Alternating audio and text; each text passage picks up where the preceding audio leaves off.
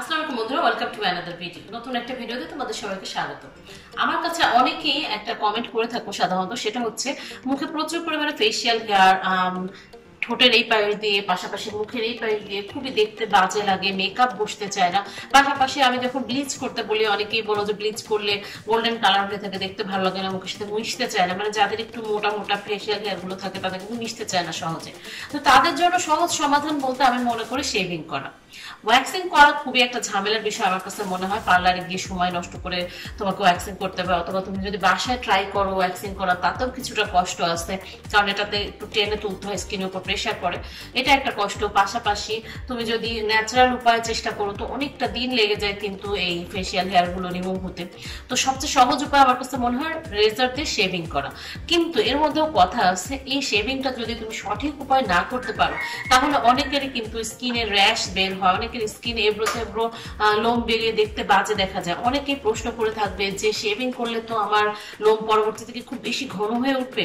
আসলে সেটা ব্যাপার না। ব্যাপারটা হচ্ছে যে আমাদের মেয়েদের কিন্তু হরমোনালি আমাদের যে লোমগুলো, ফেশিয়াল হেয়ার গুলো, সেগুলো কিন্তু সফট টাইপের হয়, নরম টাইপের আর পাতলা টাইপের হয়, যার জন্য এটা তুমি শেভিং করলেও কিন্তু সেমই উঠবে, আলাদা করে মোটা গজাবে না। কেননা এটাতে হরমোনাল কোনো ইমব্যালেন্স হচ্ছে না, যেটার কারণে যে তুমি শেভিং করলে মোটা গজাবে। সেম যেমন ছিল তোমার তেমনই হবে, তবে অনেকের গ্রোথ কিন্তু আরো কমে যায়। একবার শেভিং করলে পরে গ্রোথ আরো কমে যায়, আস্তে আস্তে কিন্তু অনেকটাই কমে যায়। যেমন আমি একটা সহজ সমাধান বলি, সেটা হচ্ছে আমাদের যে আইব্রোটা, অনেকের কিন্তু অনেক মোটা আইব্রো থাকে, কিন্তু দেখবে কয়েকবার পর পর যদি তুমি আইব্রো প্লাক করো তারপরে কিন্তু তোমার আইব্রোটা আর আগের মতো মোটা হয় না, কিছুটা পাতলা হয়ে যায়। তো এটা আমাদের মেয়েদের ক্ষেত্রে একটা বিশেষ অ্যাডভান্টেজ বলা যায়। তুমি যদি তোমার স্কিনের এই হেয়ার গুলো রিমুভ করো তাহলে কিন্তু আস্তে আস্তে তোমার হেয়ার গুলো একসময় থাকবেই না। তো রেজারের ক্ষেত্রে আমি বলবো যেটা, সেটা হচ্ছে এই ধরনের যে রেজার গুলো মেয়েদের জন্য বিশেষ করে তৈরি করা, এই রেজার গুলো, এগুলো কিন্তু স্কিনের জন্য খুবই ভালো, মেয়েদের স্কিনের জন্য।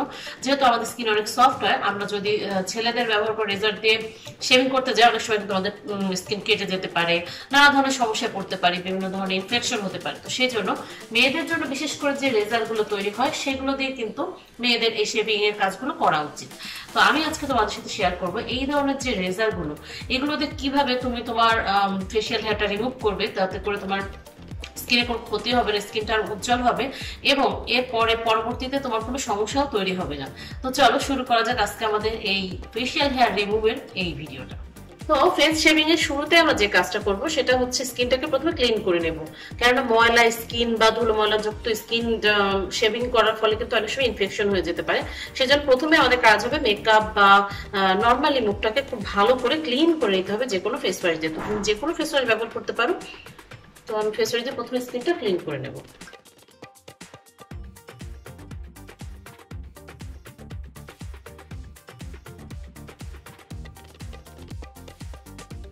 ওকে, স্কিনটা খুব ভালো করে ক্লিন করে নিলাম। এরপরে আমরা যে জিনিসটা ব্যবহার করবো সেটা হচ্ছে যে কোনো একটা টোনার ব্যবহার করব। আমরা যেহেতু একটা মানে ছুরি দিয়ে বা একটা ব্লেড দিয়ে স্কিনটাকে ক্লিন করছি বা শেভিং করছি, যে কোনো সময় কেটে যেতে পারে, তো সেই জন্য কিন্তু স্কিনটাকে অ্যান্টিসেপ্টিক করা খুব প্রয়োজন। তো সেই জন্য কিন্তু আমরা একটা টোনার ব্যবহার করব। যে কোনো একটা টোনার নিয়ে নেবে এবং সেটাকে স্কিনে এভাবে খুব ভালো করে লাগিয়ে দেবে যেন স্কিনটা একদম জীবাণুমুক্ত হয়ে যায়।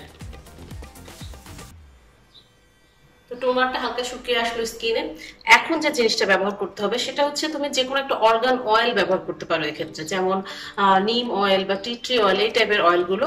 তবে আমরা যে সাধারণত কোকোনাট অয়েল স্কিনে ব্যবহার করি, কোকোনাট অয়েল এক্ষেত্রে ব্যবহার করা যাবে না, তাহলে অনেক সময় আমাদের যে রেজারটা সেটা স্লিপ করতে পারে। তো সেজন্য আমরা এক্ষেত্রে কোকোনাট অয়েল ব্যবহার করবো না। অন্যান্য যে অয়েল গুলো হয় সেগুলো সাধারণত ব্যবহার করা যায়। আর নর্মালি সহজ ভাবে বলতে গেলে তুমি অ্যালোভেরা জেল বা যে কোনো জেল জাতীয় যে ময়েশ্চারাইজার সেটাও স্কিনে ব্যবহার করতে পারো। দেখো, ছেলেদের স্কিনে শেভ করা শুরুতে কিন্তু ওরা জেল ব্যবহার করে, না হলে ফোম ব্যবহার করে, এই ধরনের প্রোডাক্ট গুলো ব্যবহার করে। কিন্তু মেয়েদের এই পাতলা স্কিন, পাতলা ফেশিয়াল হেয়ারের জন্য কিন্তু ফেশিয়াল ফোম বা এই ধরনের কোনো জেলের প্রয়োজন নেই। জাস্ট তুমি স্কিনটাকে সফট করেই কিন্তু এই শেভিং কাজটা করতে পারো। তো তার জন্য আমি এখানে অ্যালোভেরা জেল নিয়ে নেব। বেশ খানিকটা অ্যালোভেরা জেল আমি স্কিনে লাগিয়ে নেবো, যাতে করে আমাদের স্কিনটা সফট হয়ে যায়, আমাদের যে ফেশিয়াল হেয়ারটা সেটা সফট হয়ে যায় এবং সুন্দর স্মুথ ভাবে আমাদের শেভিংটা হয়ে যায়। ওকে, আমি অ্যালোভেরা জেলটা লাগিয়ে নিলাম।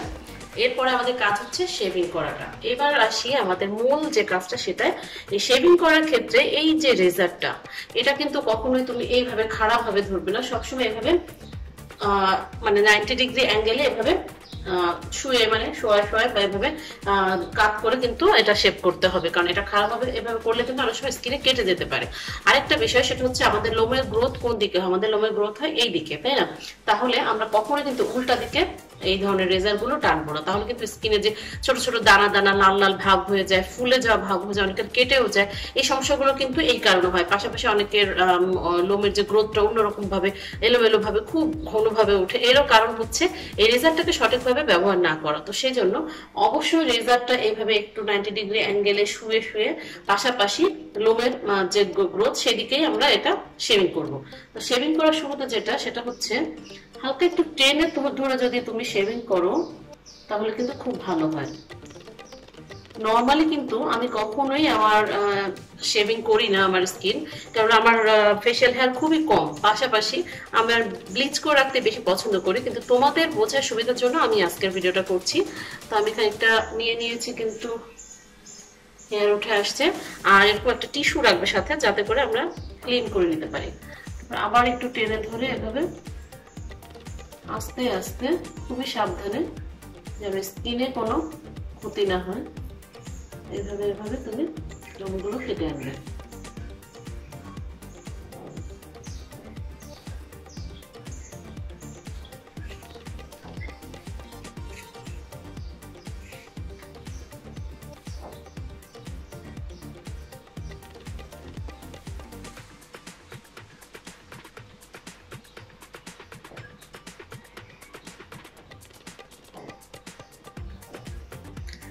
এক্ষেত্রে একটা সতর্কতা, সেটা হচ্ছে যাদের স্কিনে খুব বেশি ব্রণ আছে, বড় বড় দানা আছে, তারা কিন্তু সেই অবস্থায় ফেশিয়াল মানে এই ধরনের ফেশিয়াল হেয়ার রিমুভের কাজটা করবে না, শেভিংটা করবে না। যখন তোমার ব্রণটা কমে যাবে তখন করবে, কারণ অনেক সময় কেটে যেতে পারে তোমার ব্রণটা, তখন কিন্তু সেপটিক হয়ে যাবে। সেজন্য চেষ্টা করবে ব্রণটা সেরে যাওয়ার পরে করতে। আর যদি ব্রণ থাকা অবস্থায় তুমি করো তাহলে সাবধানে যেখানে যেখানে তোমার দানাটা আছে তার পাশ দিয়ে তুমি শেভিংটা করবে।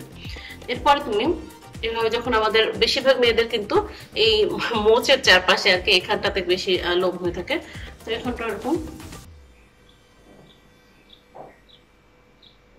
একটু ফুলিয়ে নেবে।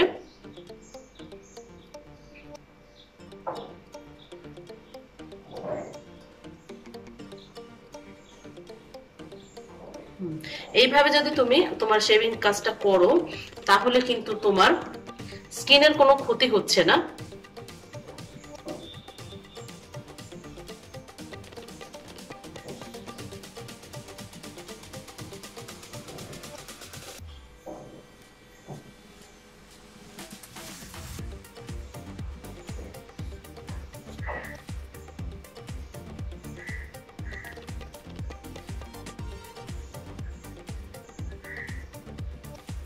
অনেকে এই শেভিং রেজার দিয়ে আইব্রোটাকে প্লাক করতে চাও, খুব ভালো পাকা হাত ছাড়া কিন্তু আইব্রোতে হাত দেবে না, কেননা একটু এলোমেলো হয়ে গেলে কিন্তু তোমার আইব্রোটা দেখতে ভালো লাগবে না। তো সেই জন্য চেষ্টা করবে আইব্রোটা বাদ দিয়ে তুমি 4-5টা শেভিং করে নেয়ার।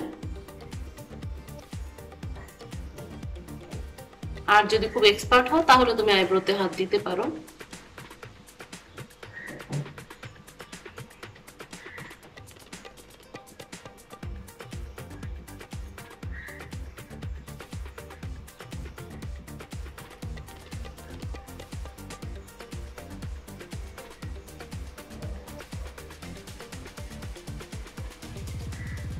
ওকে, আমার শেভিং কমপ্লিট।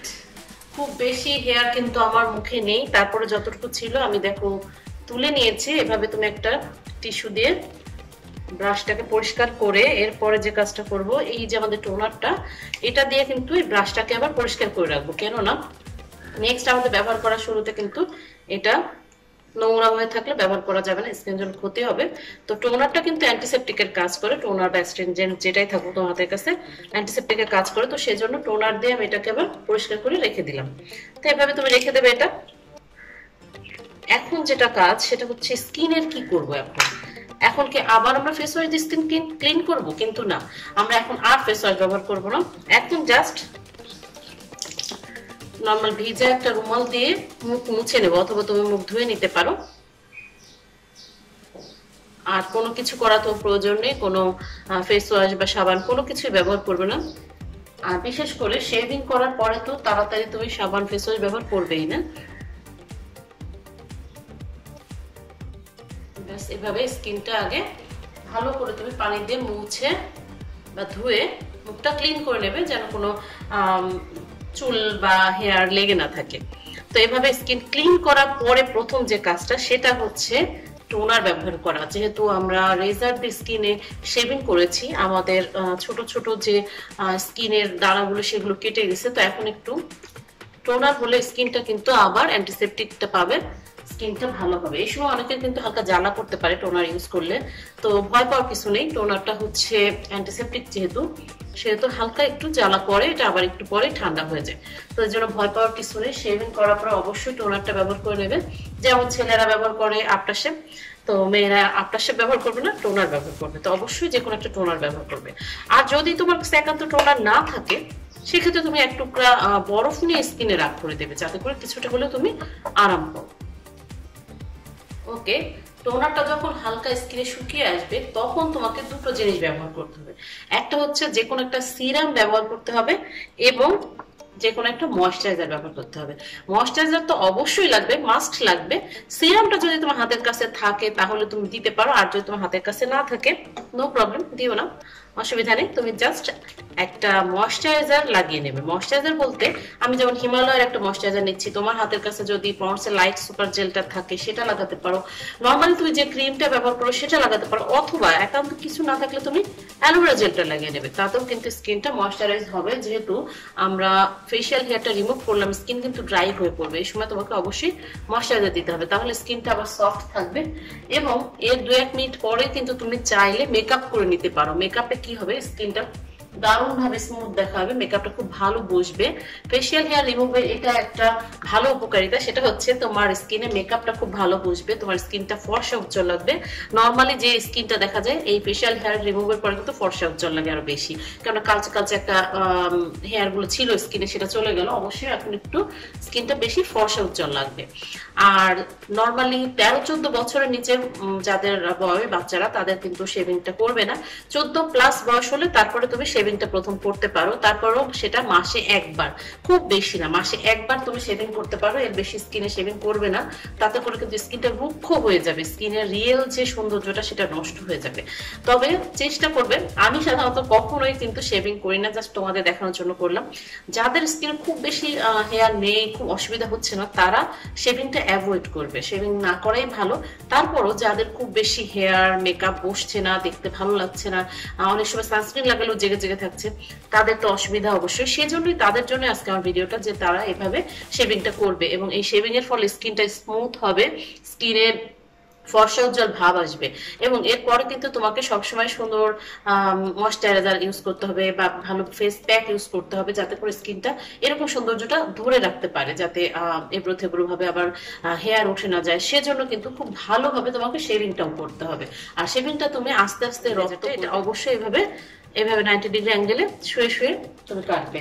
পাশাপাশি তুমি কখনোই এবড়ো থেবড়ো উল্টো ভাবে কাটবে না, খুব জোরে জোরে ঘষা মাজা করবে না, আস্তে আস্তে অল্প জায়গা জুড়ে জুড়ে তুমি করবে এবং স্কিনটা একটু টেনে টেনে ধরবে, যাতে করে তোমার স্কিনটা কেটে যাওয়ার ভয়টাও না থাকে। এভাবে যদি তুমি শেভিং করো, তোমার হেয়ার গ্রোথটাও কমে যাবে, খুব বেশি হেয়ার হবে, মোটা হবে, হ্যান ত্যান এগুলো কিছুই হবে না, তোমার হেয়ার গ্রোথটাও আস্তে আস্তে কমে যাবে, স্কিনটা স্মুথ থাকবে সবসময়।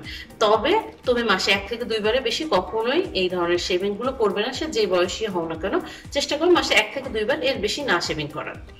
তো এই ছিল আজকে আমার ভিডিও তোমাদের জন্য। যাদের ফেশিয়াল হেয়ার নিয়ে সমস্যা, শেভিং করা নিয়েও টেনশন যে কিভাবে শেভিং করলে তোমাদের স্কিনটা সুন্দর লাগবে, সেটাই তোমাদের সাথে শেয়ার করলাম।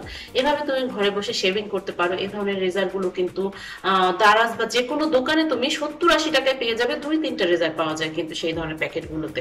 তো সেজন্য এগুলো হাতের কাছেই পাওয়া যায়, আর খরচও খুবই কম, দামও খুবই কম। জাস্ট তুমি পছন্দ অনুযায়ী কিনে নিয়ে স্কিনে এটা ব্যবহার করবে। তো আশা করছি আজকের ভিডিওটা তোমাদের কাজে লাগবে। দেখা হবে নতুন ভিডিওতে। সবাই ভালো থেকো, সুস্থ থাকো, আল্লাহ হাফেজ।